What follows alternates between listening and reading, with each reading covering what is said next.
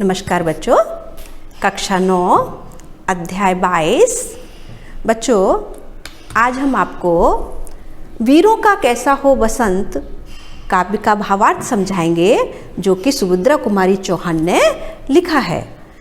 बच्चों, वीरों का कैसा बसंत होना चाहिए, ये इसके बारे में कवयित्री क्या कहना चाहती हैं, हम और आपसे वो समझने की कोशिश करेंगे कि वीरों का कैसा हो बसंत। सबसे पहले प्रश्न किया है कि वीरों का कैसा बसंत होना चाहिए। बसंत ऋतु के बारे में तो सभी जानते हैं। बसंत ऋतु बहुत ही प्यारी ऋतु होती है, प्राकृतिक छटा छाई रहती है। इस ऋतु में सभी को अपनी ओर आकर्षित करती है, लेकिन ये जो आकर्षण है, इसमें वीर कभी नहीं फंसता। यदि इस आकर्षण में फंस जाएगा तो युद्ध के मैदान में कैसे जा सकेगा। इसलिए बताया गया है कि वीरों का आखिर बसंत कैसा होना चाहिए, कैसा होता है। तो लिखा है, वीरों का कैसा हो बसंत। आ रही हिमाचल से पुकार। हिमालय भी पूछ रहा है कि वीरों का कैसा बसंत होना चाहिए। है उदद गरजता बार बार। बच्चों, उदद का समानार्थी समुद्र भी गरज गरज के पूछ रहा है कि वीरों का कैसा बसंत होना चाहिए।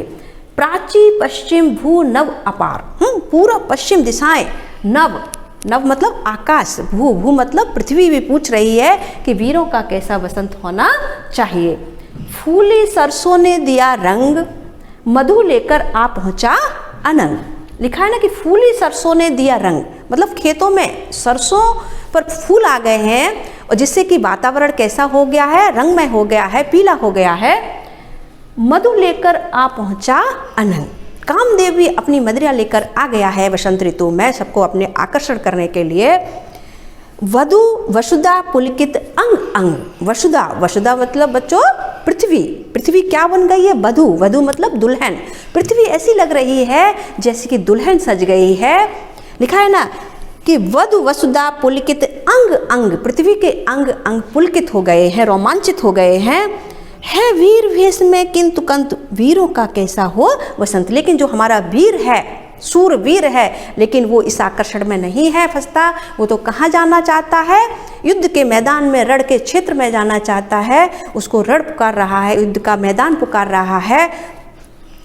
और सब लोग पूछ रहे हैं कि वीरों का कैसा बसंत होना चाहिए। आगे कि भर रही कोकिला इधर तान। बसंत ऋतु में कोयल कूक रही है, ताने भर रही है, आकर्षण कर रही है वीरों को। लेकिन लिखा है ना, भर रही कोकिला इधर तान। कोकिला मतलब बच्चों कोयल। मरु बाजे पर उधर गान। और युद्ध भूमि में, रण क्षेत्र में क्या बज रहे हैं, बाजे बज रहे हैं। है रंग और रण का विधान। एक तरफ रंग है तो दूसरी ओर रण है। रण मतलब बच्चों युद्ध का क्षेत्र, रंग मतलब बसंत ऋतु आकर्षित कर रही है। लेकिन जो हमारा वीर है, जो हमारा सूरवीर है, वो इस चक्र में फंसना नहीं चाहता। वो तो रणभूमि में जाना चाहता है, युद्ध के क्षेत्र में जाना चाहता है और अपना कर्म क्षेत्र दिखाना चाहता है। उसका कर्म क्षेत्र बच्चों क्या है, रणभूमि। लिखा है ना कि रंग और रण में विधान। एक और रंग है तो दूसरी ओर बच्चों क्या है, रण मतलब रणभूमि, युद्ध की भूमि।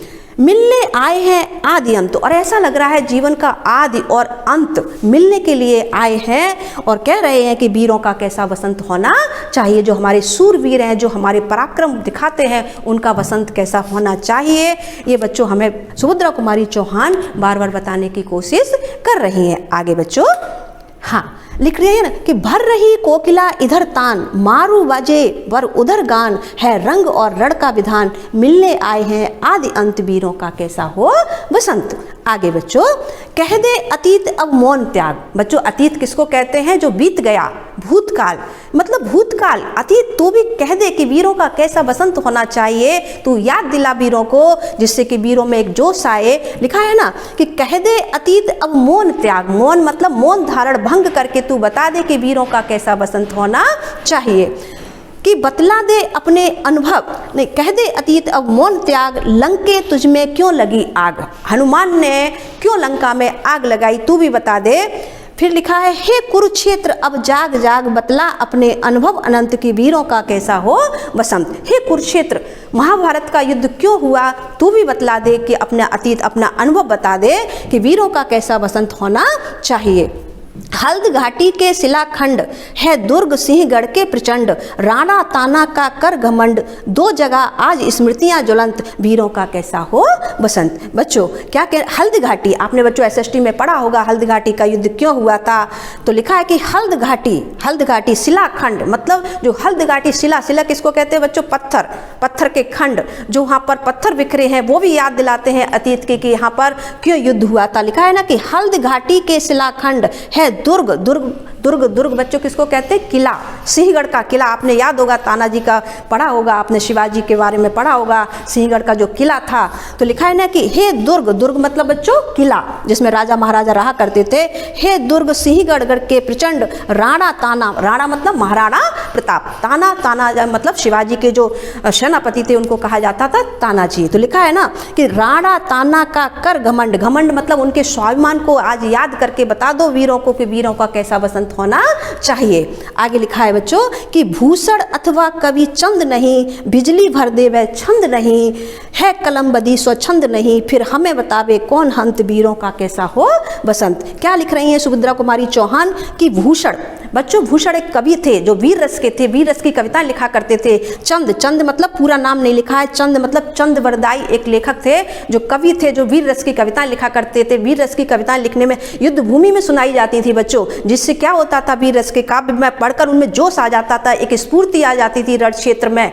तो लिखा है कि अब तो भूषण जैसे कवि नहीं रह गए, चंद्रवरदाई जैसे कवि नहीं रह गए जो कि अपने छंद लिखे जिससे कि बिजली भर जाए, बिजली मतलब स्फूर्ति आ जाए, एक जोश आ जाए। आप युद्ध भूमि में गाने सुनाओगे तो जोश आएगा नहीं बच्चों। आप 26 जनवरी पे 15 अगस्त पे जब आप देशभक्ति गाने सुनते हैं तो कितना जज्बा आ जाता है, कितना जोश आ जाता है। इसी तरह चंद्रवरदाई और भूषण जैसे जो कवि थे, वीर रस के कवि, वो क्या करते थे बच्चों, वीर रस के काव्य लिखा करते थे और युद्ध भूमि में जो सुनाए जाते थे, जिससे कि जो हमारे योद्धा होते थे उनमें एक पराक्रम की भावना आ जाती थी। तो लिखा है कि भूषण अथवा कवि चंद नहीं, बिजली भर देवे छंद नहीं। अब वो छंद नहीं रह गए, अभी लिखने वाले नहीं रह गए कि तुम्हारी स्फूर्ति आ जाए।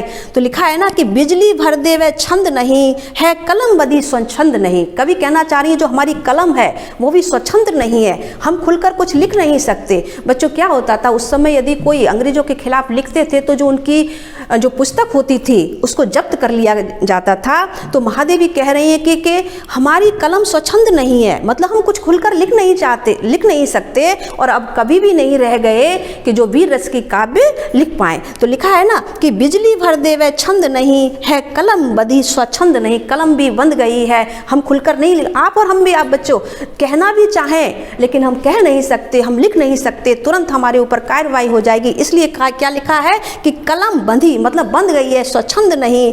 फिर हमें बतावे कौन, मतलब फिर हमें कौन बताए कि वीरों का कैसा बसंत होना चाहिए। तो बच्चों हमें उम्मीद है आपको भी ये काव्य पढ़ के जरूर, हमारे जो देशभक्त हैं, जो हमारे पराक्रमी हैं, जो हमारे सूरवीर हैं, ये काव्य आपको जरूर प्रभावित करेगी। तो बच्चों इसका भावार्थ जो मैंने आपको समझाया है उसको आप लिखना, उसके शब्दार्थ याद करना, क्योंकि एग्जाम में कोई भी वो 4-5 पंक्ति इसमें से आपको पूछ सकते हैं बच्चों।